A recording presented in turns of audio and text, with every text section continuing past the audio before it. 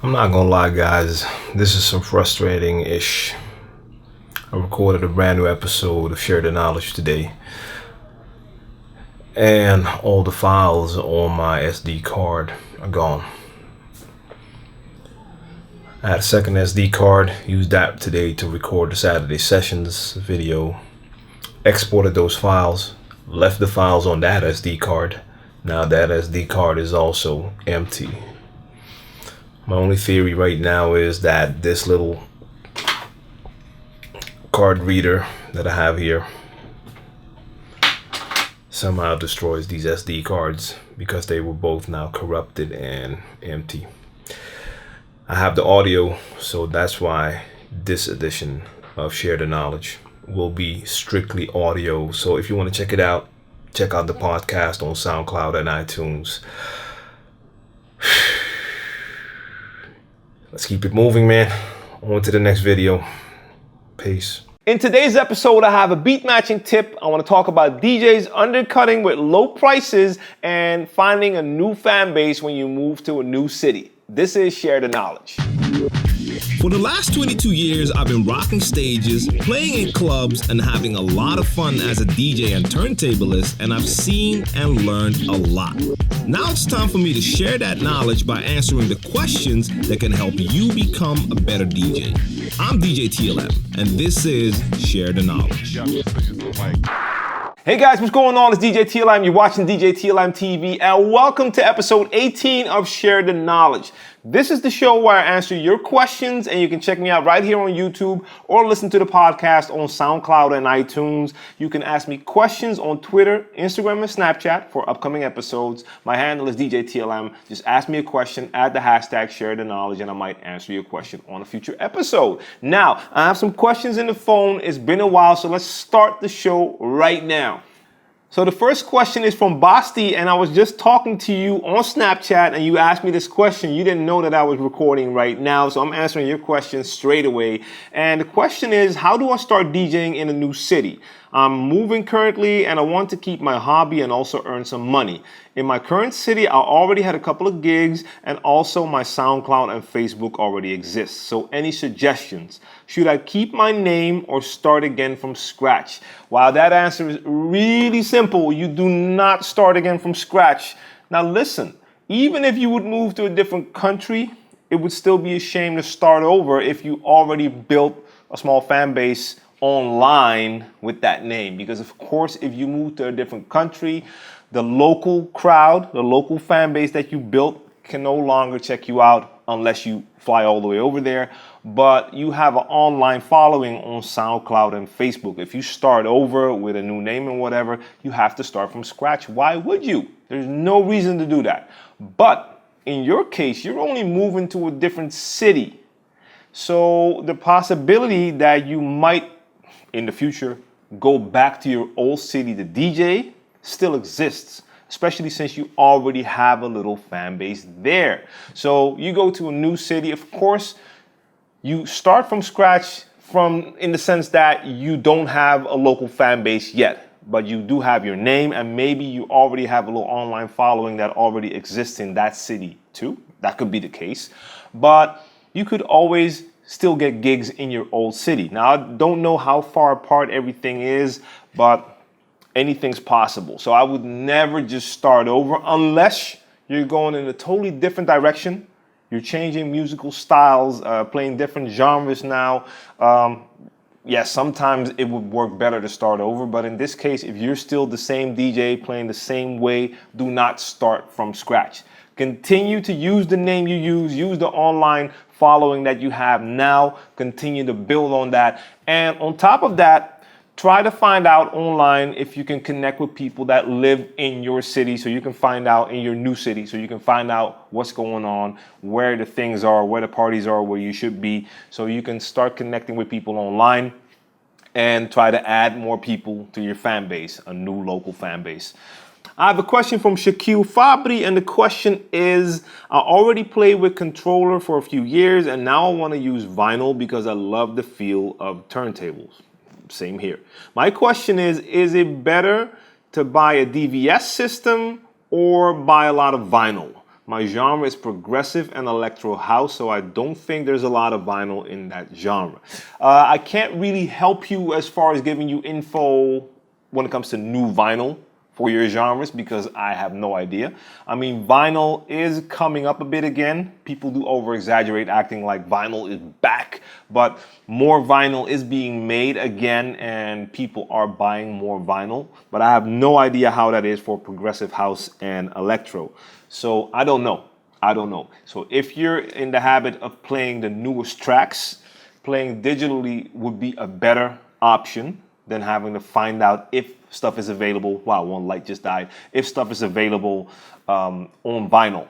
A DVS to me is the perfect solution. You get to play with turntables, so you get that turntable feel, but at the same time, you now have access to all sorts of sources, digital sources for new music. So you can find DJ pools, you can go to legal stores online and buy a lot of stuff, and you can also find a lot of old music online as well. So I would definitely go for DVS with turntables over turntables with real vinyl. I have a collection of real vinyl, and for me, it started to become harder to find all the new music on vinyl. It costs more to buy everything on vinyl, so I felt that this was the better solution. On top of that, all the extras that you get when you play with DVS, all the extra functions, the functionality is all the way up there if you compare it to just using turntables with normal vinyl. So I have a quick question from DJ Mims. He's been DJing for 5 years now and he'd like to move on to DVS. He's never used vinyl before and would like to buy equipment and his budget is $2K. What can he do? Google. That's it. No, but in all honesty, that is the best answer. You have to just go online and find out what's the best price for the stuff that you're looking for. If you still have no idea what you want to get when it comes to DVS, you do have a couple of options, the main ones being Serato and Tractor. And yes, I know there's other brands out there. Serato and Tractor are the main two though. So I would do a little research, check out online to see what's the difference between Serato and Tractor when it comes to DVS. They both work great. They both have a lot of the same functionality, but both platforms offer a few different things as well. For instance, if you want to get into playing video as well, Serato has video, Tractor doesn't, and Tractor has some other things that Serato doesn't have. So do some research. Once you find out which brand you want to go for, there's a lot of different options to find out which audio interface or mixer with built-in audio interface you want to get. I'm not going to give you that advice because I would need a lot more info, but that's what Google is for. You can find out all that info, but you have to be willing to do a little bit of research. And if you have $2K to spend, that's quite a lot of money. So you want to do some research. Whenever I had money to buy new equipment, I would be online for days, checking out all the different reviews for certain systems, finding out which ones would be better quality-wise, then see the difference in functionality and figure out what would fit my needs best. Of course, why wouldn't you? You have access to all that info right now at home from the computer.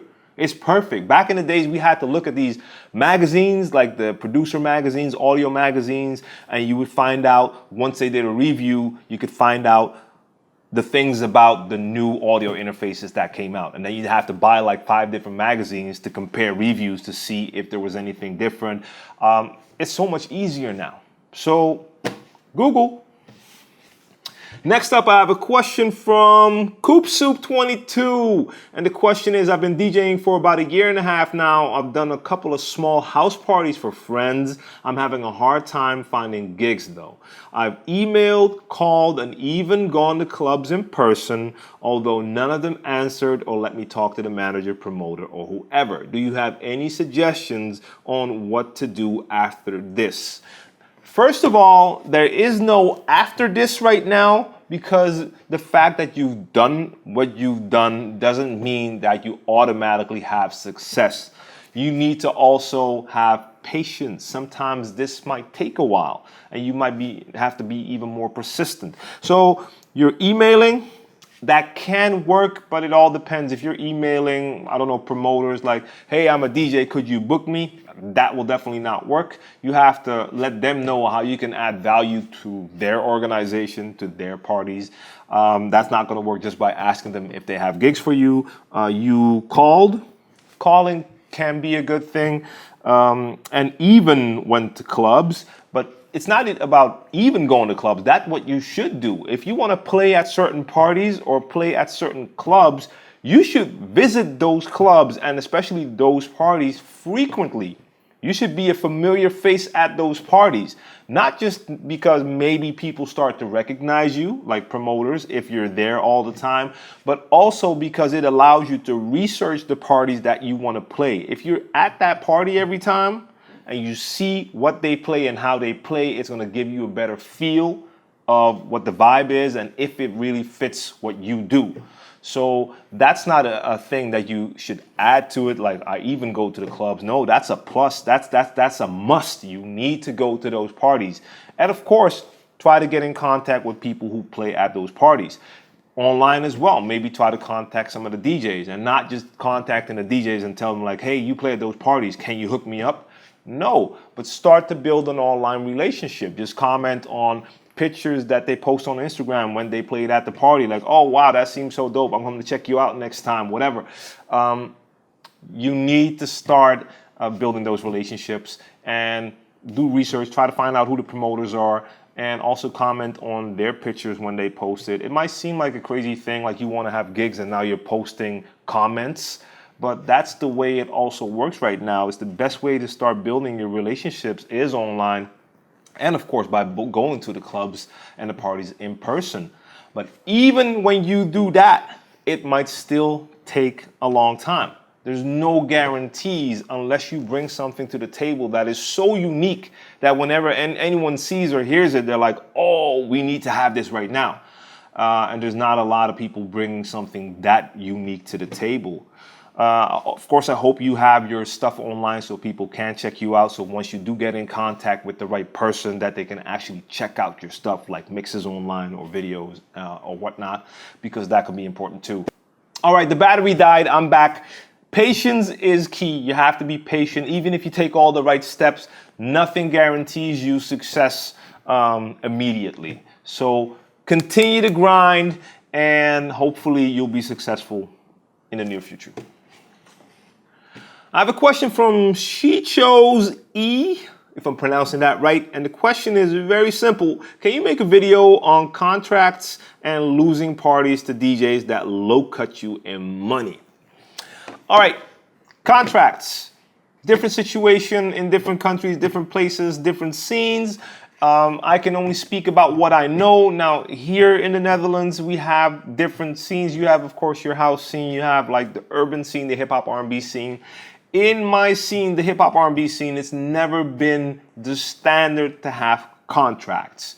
Even though that should be, it's not the case. And for a while, I was really heavy on trying to implement that, and I would have contracts and it would even scare people. It's funny though, man. It's like if you're dealing with people in a scene where they're not used to contracts, when you bring up contracts, they act like you're trying to screw them. You're trying to trick them, when in case you're the one that's trying to be professional by making sure that everything's on paper, in black and white, in writing. So each and every party knows exactly what to expect from the other one. So contracts should be a normal thing, but over here in my scene, they're definitely not. I can in all honesty say that most of my gigs in my entire career have been without a contract, unless it went through a booking agency, and then some of the booking agencies did use contracts and others didn't.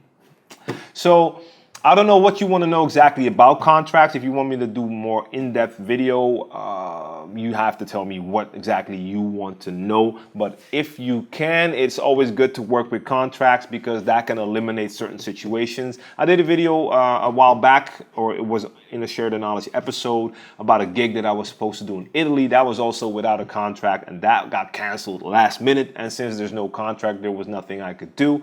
And the DJ that's still over there has to deal with that constantly. And since they don't deal with contracts, he has that happen a lot. You want to prevent that if possible, and contracts can help you prevent situations like that. Now, the second part of the question is losing parties to DJs that low cut you in money. This is a real situation, and I've had this happen in the past, not just recently, like years ago as well, where I would have a good relationship with a promoter, and that promoter would actually just tell me like, hey, look, man, so-and-so called me, and they told me that they wanted to play the party that you're playing, and they were willing to do it for chump change, like for low money, just to get that gig. So in that case, I found out about a couple DJs like, okay, that's how you roll. And I remember that whenever I might end up doing business with those guys. Never happened though, and that promoter was cool with me. You might also have promoters that don't have that type of a relationship with you, and they actually go for the DJ that is taking that lower pay. This will always happen, and there's not much you can do about it. That's basically all I can say. If that promoter feels it's more important that he or she pays less and takes a different DJ, then I don't even want to play there no more. That's all I can say, because I'm not going to stoop to that level to try to undercut another DJ. So especially if I'm playing for a certain price and another DJ wants to play for less money and the promoter accepts that, then that's not my party, because I'm definitely not playing for that lower amount. I'm out. Not for me. That's all I can say about it. But this is my question of the day to you out there. How do you feel about DJs trying to low cut you, low ball you by going to promoters that you play for and offering those promoters to play at your party for less? Now, look, of course, I might feel a certain way about that DJ trying to take my bread. Of course. And I will always feel that way. And if I ever run into people like that, we will need to have that conversation, because you're taking money out of my pocket. But as far as that promoter goes, if he wants to accept that other DJ, then we're done. No more business, because I'm not lowering my price.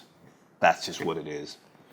Guys, this was episode 18 of Share the Knowledge. It feels good to be back. You know where to send your questions. Instagram, Snapchat, just go to Twitter.